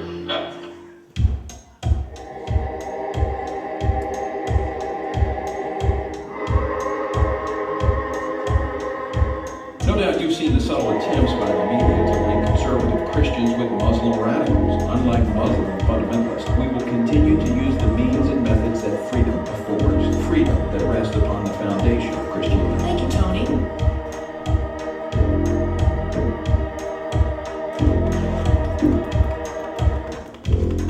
God is perfect. Is now time for new Islamic enlightenment. Islam has got its own fundamentals that you can't change over the ages until the day of judgment, as we believe. But there are other things can be changeable, which are up to the fuqaha, or we call the fuqaha, or the scholars of fiqh, who grasp basically the needs of their time, and they can interpret the Quran and the Sunnah according to those needs. This is how you know you're dealing with a true fundamentalist, because fundamentalists always believe that whenever they impose their sacred rules, their sacred texts, and it doesn't go as planned, never blame the rules. You always blame that the rules were not imposed strictly enough. You know, this is what they have in common with the Taliban. It's like somebody's ankles are showing, that's the problem. When we're unhappy with ourselves, when we feel torn among ourselves, when we don't know whether we're religious or secular, or as many people in the Islamic countries who do feel split and that they belong in neither east nor west. I can't keep up. This is changing too fast for me. This kind of conflict is very often projected onto the other. I can't keep up. Christians did this way back at the time of the Crusades, when we were fighting a brutal holy war in the Middle East against Muslims, something which in no way can be justified by the peaceable gospel of Jesus Christ. we were in a sense at war with our Christian selves, but we then said it's Islam that is the violent, intolerant faith and we must fight it to the death, and that it's the enemy. So there's a projection going on there. And similarly, much of the classical Western phobia about Jews was similarly based on worry, buried anxiety about Christian behavior, Christian beliefs. You just can't drag people into the 21st century by the scruff of the neck. You can't do that.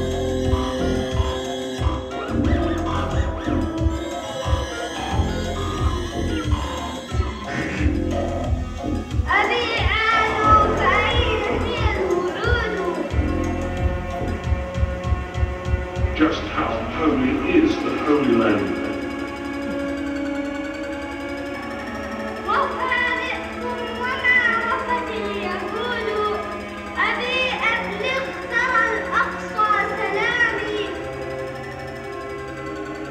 Just how holy is the Holy Land? Well, I was trained to use a belt bomb.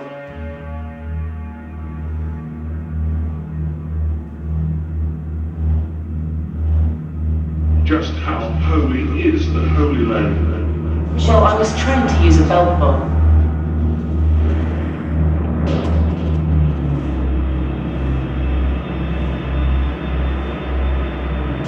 Just how holy is the Holy Land? I was trained to use a belt bomb, which is basically a belt with explosives. They used a connecting button that they put on my right hip for me to push. I was to do this only when I could see a lot of people gathered together in a crowd, and I had managed to get into it. They're told in religious language, and enter with peace and tranquility, because you're one step away from going to paradise, that you're about to carry out God's mission. And so there are reports that says like bombers observed just before they hit the switch with a big smile on their face. I don't know if that's true, but I've heard reports of that sort, and one can imagine that if you really submit to the ideology, that you may well convince yourself that you're about to take the chill of your life.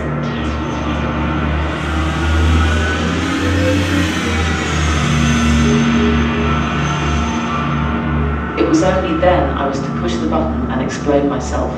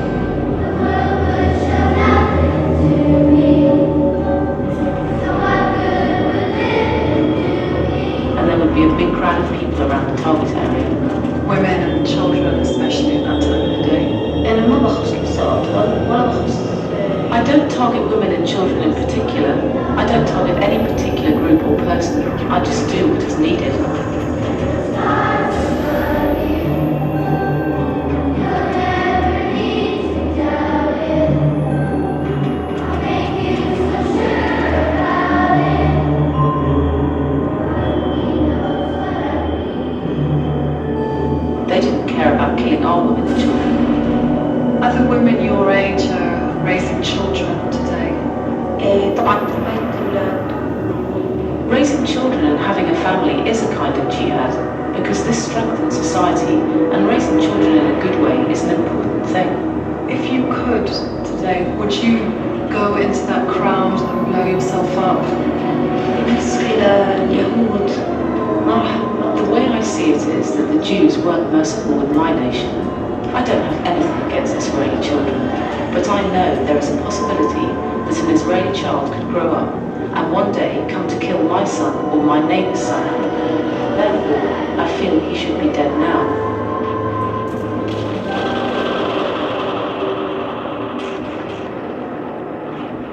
Rather because. Therefore. Rather because. Therefore. Rather because. Therefore. Therefore, I feel he should be dead now.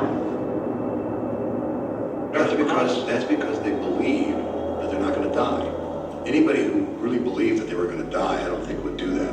I think you have to have a strong belief in these phantasmagorias called afterlives, whether it's you're going to be surrounded by 70 virgins, or whether you're going to go to Valhalla, or the happy hunting ground, or Avalon, or Purgatory, or Hades, or any of the land of the dead, any of these extraordinary myths that have arisen in every single culture of the world to try to ameliorate the terrifying terror of death.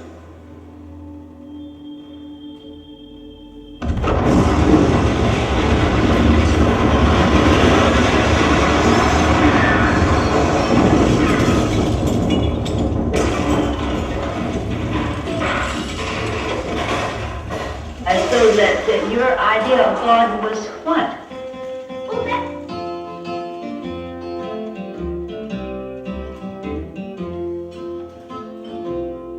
And so often down here, Your sister? we'll Let us have faith.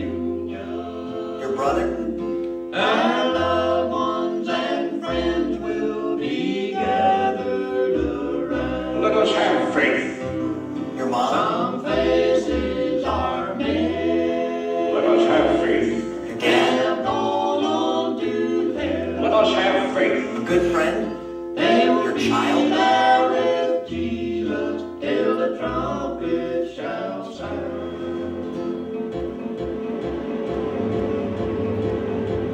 So this is like I'm coming forward to this luxurious, wonderful life of sexual ecstasy, surrounded by brothers and sisters and aunts and uncles and cousins and nephews, all of which he knows that because of his actions they're guaranteed to make it to paradise.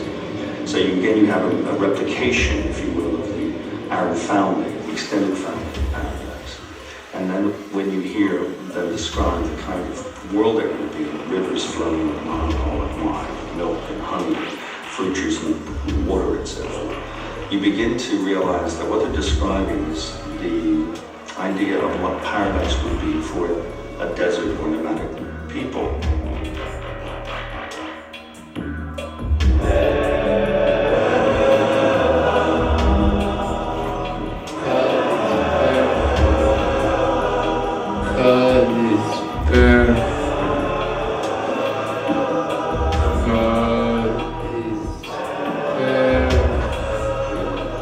Have you seen the man who denies Islam?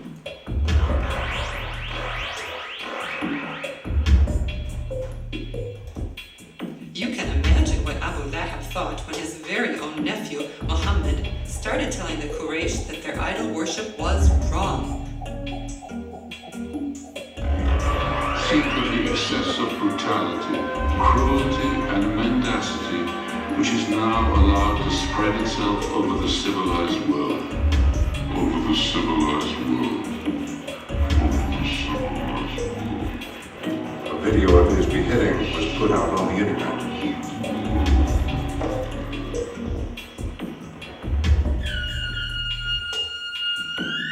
They won't give up their salvation by blood. And I think a religion who drinks blood every day, the priest, is a religion for cannibals.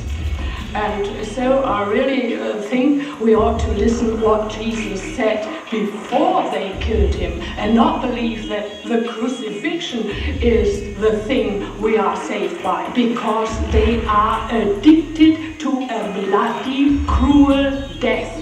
By this death, they are redeemed, they believe. And I say that is pagan, pre-Christian atrocity story of sacrifices of first-born son turned into Christian good news. All right. I can't stand that anymore.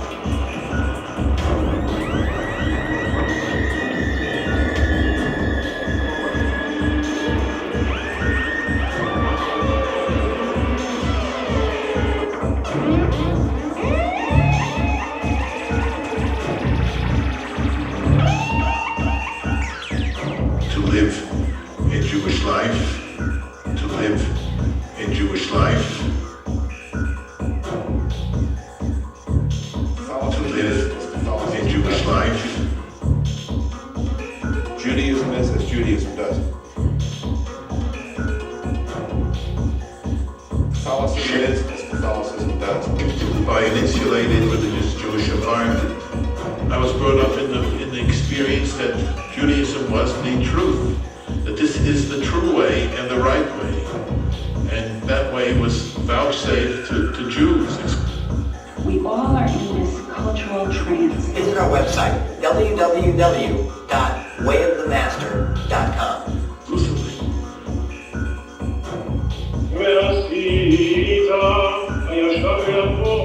Do what is upright and good in God's eyes, so that He will be good to you. You will then come and occupy the good land that God promised your fathers. As God promised, He will repulse all of your enemies before you.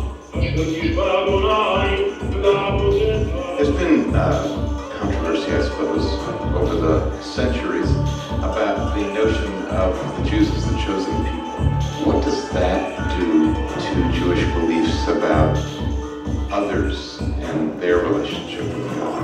We're going to have a full range. I think that every religion, Judaism included, has amazingly profound, dark, dangerous, and evil sides to it. Traditions that lived 3,000 years are basically going to say everything.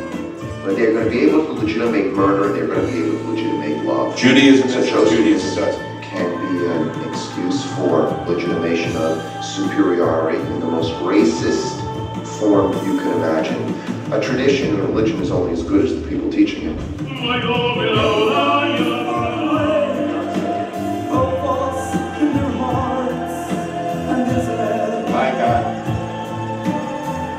By God. Islam as Islam does.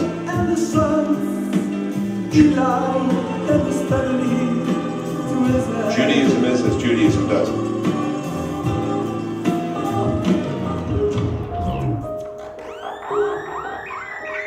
This is deprogramming from the Universal Media Network. This is the Weatherman, and believe it or not, we're all Muhammad now. We're all Muhammad now. We're all Muhammad now. I don't even know what that means, because it's all in your head. FM. Assalamu alaikum. Brown, go away from your land, from your birthplace, from your father's house, to the land I will show you. This concept of chosenness, where does it come from? Where is it spelled out? Well, the first place is in the choice of Abraham in Genesis 12. And the text says that Abraham is chosen to be a blessing unto the nations. I will make you into a great nation. I will bless you and make you great. You shall become a blessing. I will bless those who bless you, and he who curses you, I will curse. All the families of the earth will be blessed through you. If our justification for being there is that God sent us, then the Arab justification, the Islamic justification, is that the Quran has said that any land to which the Quran spreads is inalienable. It's Dar al-Islam. That therefore means that we are in a permanent religious quarrel. It's our absolute against their absolute.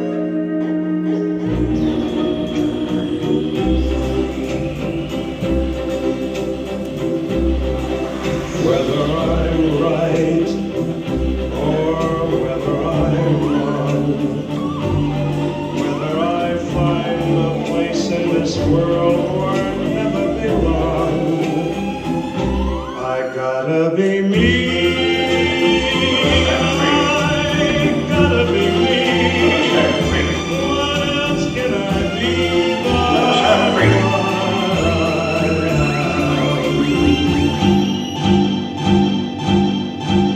You are in a religious quarrel.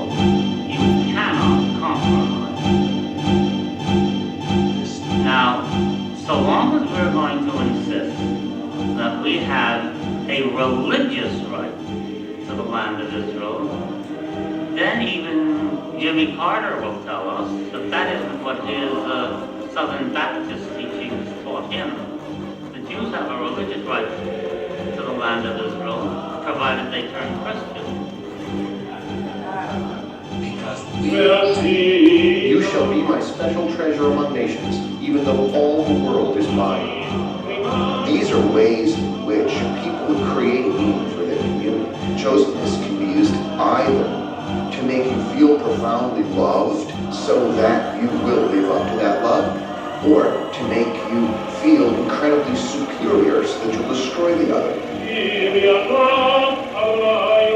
When God, the Lord, brings you to the land you are entering so that you can occupy it, He will uproot many nations before you, 7 nations, more numerous and powerful than you are. What is it that allows people in the Jewish tradition to believe themselves to be better than others? If your historic experiences of exile, diaspora, and killing and pogroms, then you're going to wind up, at best, mistrustful, at worst, rageful. So why is it that important to draw these differences as opposed to building bridges of commonality? Because Jesus said, nobody comes unto the Father but by me. In other words, if eternity is real, if heaven and hell are real, then these issues are eternal matters. And I'm just not willing. I mean, we're in a culture now where the only heresy is to believe in heresy.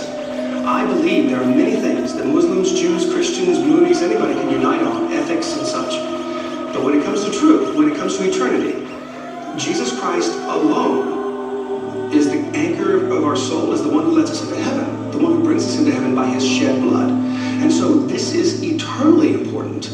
I'm not necessarily so focused on temporal events and temporal fights that I would neglect the fact that we're going to be dead a whole lot longer than we're going to be alive. But then would that mean you would be proselytizing Jews? But in general, Christians don't do that so much with Jews. And they should. I'll go even farther, Miss Deborah, if you would. If you use the word proselytize, I proselytize Baptists. I mean, I'm a Baptist. I happen to be one. But being a Baptist doesn't make you a Christian. God will not ask me any of those questions. He will ask me, what did I do with the God-man, Christ Jesus, and His offer of salvation? That's it. Because we, as Christians, do not need an Osami bin Laden leading us.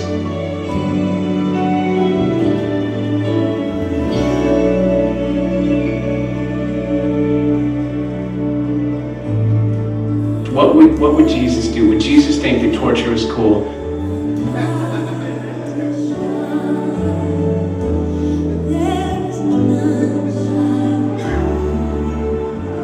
Jesus think that torture was cool?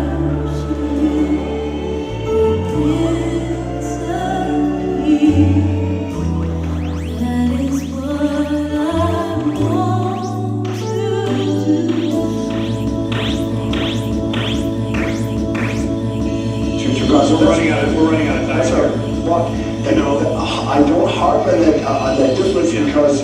Yeah, I understand. We're running out of time. I just have to wrap it up and say I understand where you're coming from. And there are these differences, there are these distinctions, and I think, I see irreconcilable differences between these faiths in many ways, in the way God is characterized, and the way Jesus is perceived, and so forth. And I think if there's one thing we can agree on, that's the kind of conversations that ought to be taking place. That is the most important thing. Okay, well, Deborah, That's what we're all about on BeliefNet, is trying to get people to talk to each other. It's the only way. Well, I disagree with Marcia, Charlene, and Trudy. However, along with Islam and Christianity, Judaism does insist that some turgid and contradictory and sometimes evil and mad texts, obviously written by fairly unexceptional humans, are in fact the Word of God. I think that the indispensable condition of any intellectual liberty is the realization that there is no such thing.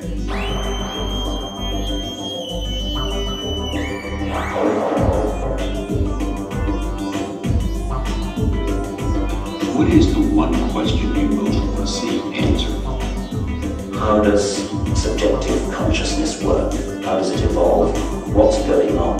When I have my own private feelings and you have your own private feelings, what happens when I see something red? What is it that makes the redness? What is it that makes the smell of onions? What is it that gives the subjective sensation that I know I have, and I suspect you have, but I can never know what's going on inside your head?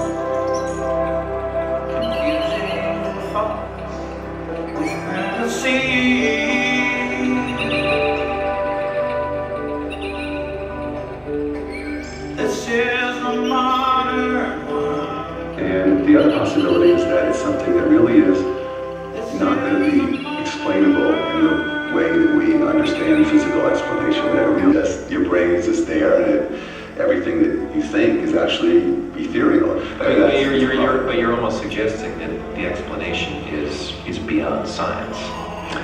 It's beyond, I think, the way we do science now. Yeah.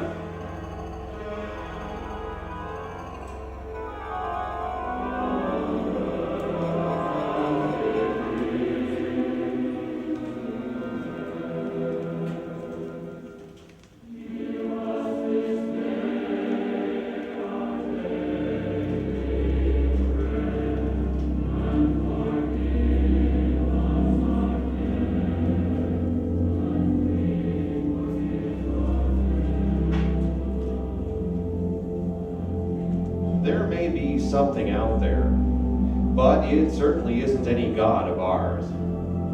If there were a god, instead of telling crazy people to drown their kids like kittens, well, why wouldn't he remind them to take their medication? If this long overdue realization hits your true button, we invite you to join us. It's All in Your Head is not just a philosophical lifestyle, it's a useful tool in any post-science thinking. You do that, don't you?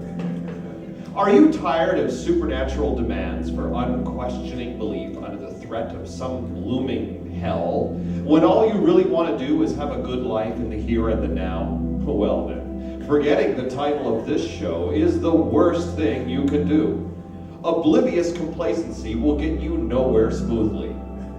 We are not a threat to anything that makes sense. He's right. For instance, you don't have to give up the brilliantly self-evident wisdom of the Golden Rule in order to give up monotheism. Do you have any reason to believe these two concepts require each other in order to function in our affairs? Do you realize how much unnecessary self-induced trouble the human race is actually in? Mental trouble. It's the curse of those familiar trials and tribulations that have always accompanied regional fundamentalist beliefs in ethnic gods of judgment, always infinitely empowered as they are by human superstitious absolutism. What we've got here is an evolving animal with a conflicted head, attributing its own impulses to something imaginary. For now, all the good and all the evil, all the worst and all the best we'll ever need are contenders for selective control inside our very own brains. But these brains also appear to be advancing a different, extra-natural way of existing that is no longer welded to nature's amoral rules of survival.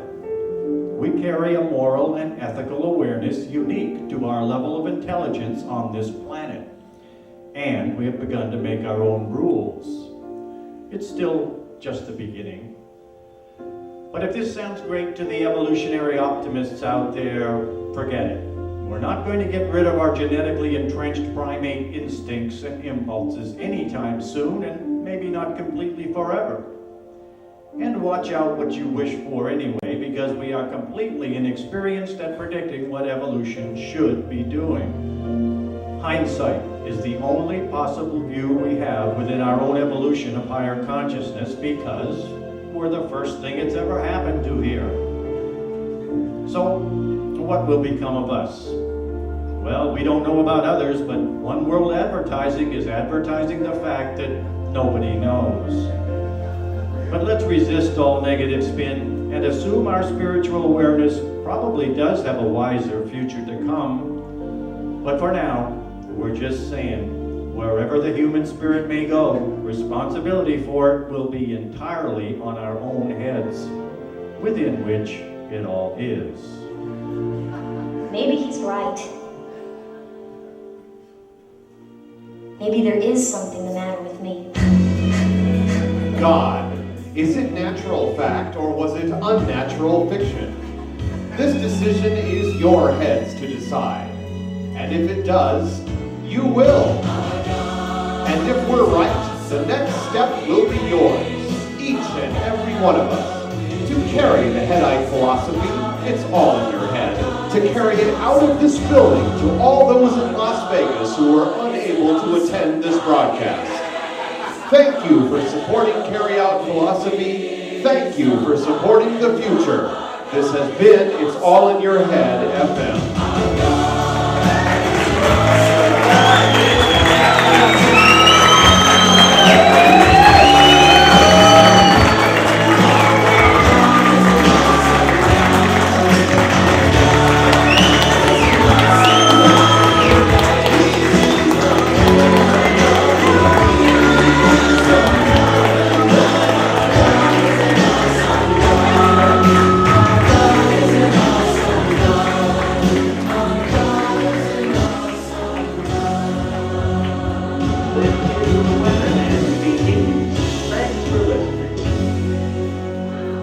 Creative divine to reproduce this human, man Ray. Well, did you have an idea about God? No, I never did. Well, have you an idea about God now? No. Operator disconnect.